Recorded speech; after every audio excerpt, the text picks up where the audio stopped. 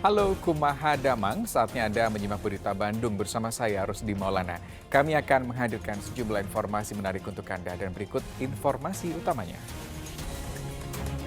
Pelaku penipuan Haji Furoda ditangkap polisi, 45 orang korban menderita kerugian 4,6 miliar rupiah. 151 kios pasar besi di Cikurubuk, Kota Tasikmalaya ludes terbakar. Pemkot siapkan tempat relokasi sementara. Ratusan warga desa Datar, Kecamatan Cidahu, Kabupaten Kuningan mengusir seorang ketua RT karena diduga berselingkuh dengan istri kepala desa.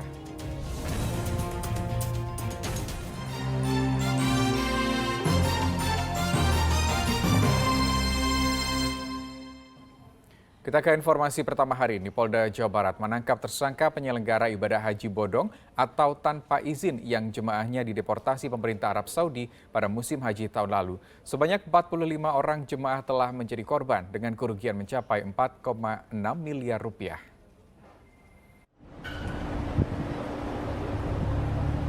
Direktorat Reserse Kriminal Khusus Polda Jawa Barat meringkus seorang pria berinisial RMY karena terlibat kasus penipuan penyelenggara ibadah haji.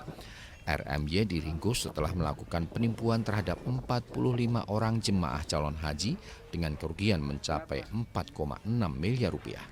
Modus yang dilakukan oleh tersangka adalah mendatangi setiap tempat pengajian di wilayah Kabupaten Bandung Barat, kemudian mengiming-imingi calon korbannya bisa berangkat haji furoda atau haji non-kuota dengan fasilitas VIP.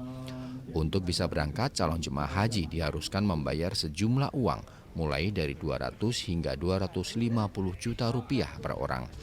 Tersangka kemudian mencoba untuk memberangkatkan para jemaah ke Tanah Suci menggunakan visa turis kewarganegaraan Malaysia yang kemudian diubah menjadi visa Indonesia sebagai haji.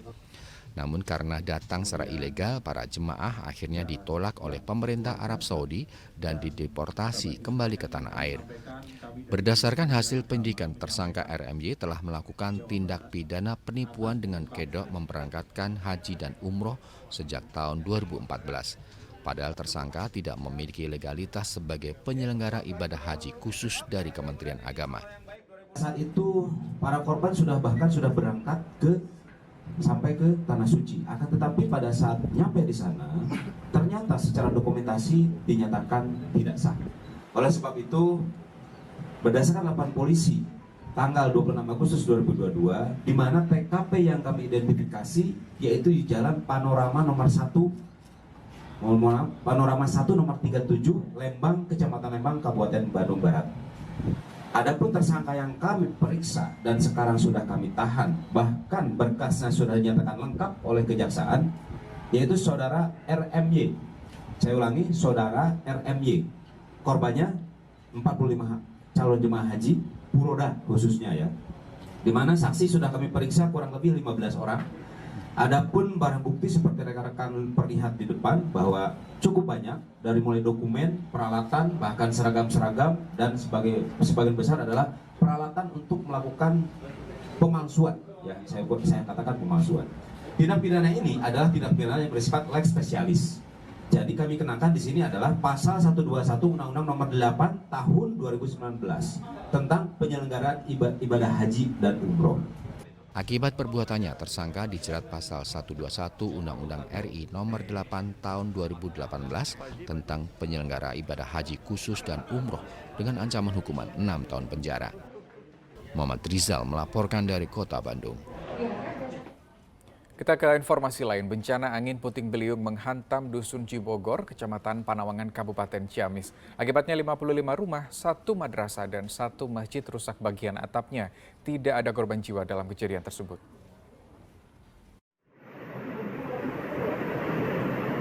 Warga sempat merekam kedahsyatan angin puting beliung disertai dengan hujan deras yang merusak puluhan rumah warga di Dusun Cibogor, Kecamatan Ciamis.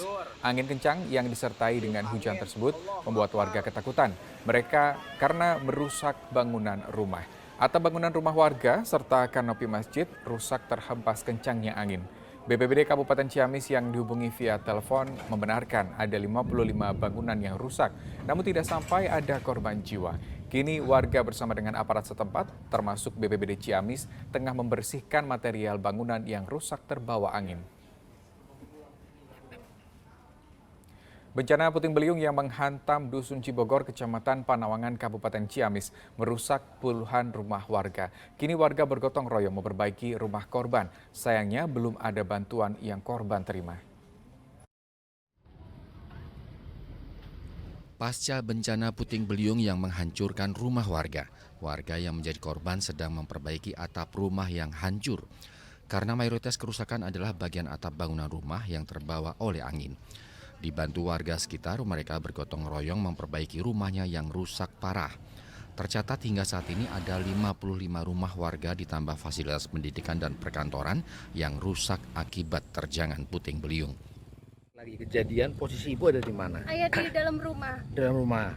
Kondisi waktu itu hujan atau seperti apa? Angin dulu sih. Angin dulu. Angin kencang. Bisa ceritain seperti apa waktu itu? Ya angin sukanya angin biasa kayak gitu nyapanya. Nggak taunya kok anginnya tambah kencang. Muter ke sini terus muter-muter wae eta. Anginnya muter gitu. Muter. Kak ini asbes 60 hiber semuanya. Kabur terbang. Terus Tapi aku posisinya di depan, nggak berani ke belakang. Soalnya kan asbesnya udah pada hiber. Ibu lari kemana waktu itu? Di dalam, aku Nggak takut. berani keluar? Ya nggak berani lah, orang anginnya lagi kencang. Waktu itu anggota keluarga ada berapa ya? 3 di rumah. 3. Tiga Tapi di rumah. alhamdulillah selamat ya. Bu? Selamat, alhamdulillah. Badan mah selamat, cuman hancur kayak gini. Hancur. Bagian apa aja yang rusak, Bu? Ini aja tuh asbes. Asbes apa? Alhamdulillah depannya enggak, cuman Depan sedikit. Dalam rumah ada yang rusak juga? Enggak ada. Cuman retak kungkul sedikit, tetap ada bocor ya kawas kali di belakang. Setelah angin, hujan terus. Iya, hujan. Oh, sampai saat ini sudah ada kepastian ibu dapat bantuan dari mana gitu? Belum ya? Jangankan bantuan, aku minta bantuan untuk bangun aja nggak ada. Nggak ada ya? Nggak ada dari aparat. Belum ya? Aku Paling nggak kesel. buat nutup ini ya Bu ya? Nggak ada. Saat ini warga sangat mengharapkan bantuan berupa terpal dan asbes yang bisa digunakan untuk menggantikan sementara atap rumah warga yang rusak. Apalagi saat ini sedang sering turun hujan. Eko Setiabudi melaporkan dari Kabupaten Ciamis.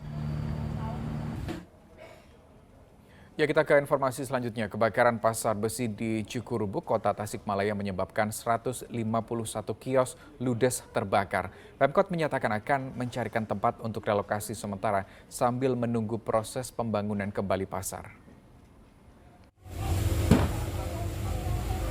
Kebakaran pasar besi Cikurubuk, Kota Tasikmalaya pada Rabu lalu telah menghanguskan paling tidak 151 kios milik para pedagang. 7 unit mobil pemadam kebakaran dari kota dan kabupaten Tasikmalaya telah diterjunkan, namun api sulit dipadamkan karena banyaknya barang yang mudah terbakar. Pemerintah Kota Tasikmalaya menyatakan akan segera mendirikan tenda bagi para pedagang untuk menyimpan sisa barang dagangan. Pemkot juga akan merelokasi para pedagang untuk sementara waktu sambil menunggu proses pembangunan kembali pasar. Yang akan dilakukan pertama adalah kita proses penanganan. Kita ada 151 kios yang kena, yang terbakar, dan 151 kios itu akan kita siapkan polis lain sehingga tidak dimasuki terlebih dahulu, karena mudah-mudahan masih ada barang-barang yang masih terpakai karena besi mudah-mudahan masih bisa terpakai sehingga tidak habis semua yang pertama, dan akan dijaga oleh Satpol PP. Terus kemudian yang paling penting sekarang kita habiskan dulu bara-bara yang sekarang masih ada ya. Maka ada tenda darurat? Ya, akan direncanakan ada tenda darurat untuk persiapan meletakkan barang-barang tertentu ya. Karena tidak ada yang tinggal di sini, tidak ada yang tinggal di kios, maka mungkin tenda itu diperuntukkan untuk barang-barang tertentu saja. Untuk sementara mereka kan berjualan di mana, Pak? Nanti kita akan cek, nanti Gadis Indak akan coba carikan solusi. Yang jelas mereka harus kita carikan penanganan terlebih dahulu ya. Sampai saat ini belum dapat dihitung secara akurat berapa kerugian material para pedagang akibat kebakaran ini. Namun diperkirakan bisa mencapai miliaran rupiah karena setiap kios rata-rata berisi barang dagangan dengan nilai lebih dari 100 juta rupiah. Eko Setiabudi melaporkan dari Kota Tasikmalaya.